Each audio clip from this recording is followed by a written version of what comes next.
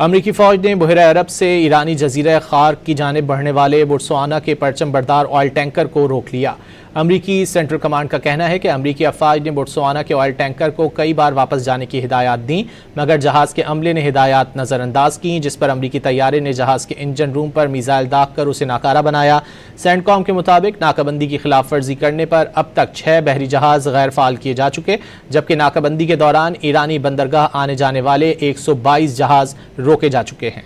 امریکی فوج نے بحیرہ عرب سے ایرانی جزیرہ خارق کی جانب بڑھنے والے بوٹسوانا کے پرچم بردار آئل ٹینکر کو روک لیا۔ امریکی سینٹرل کمانڈ کا کہنا ہے کہ امریکی افواج نے بوٹسوانا کے آئل ٹینکر کو کئی بار واپس جانے کی ہدایات دیں، مگر جہاز کے عملے نے ہدایات نظر انداز کیں، جس پر امریکی طیارے نے جہاز کے انجن روم پر میزائل داغ کر اسے ناکارہ بنایا۔ سینٹ کام کے مطابق ناکہ بندی کی خلاف ورزی کرنے پر اب تک 6 بحری جہاز غیر فعال کیے جا چکے، جبکہ ناکہ بندی کے دوران ایرانی بندرگاہ آنے جانے والے 122 جہاز روکے جا چکے ہیں۔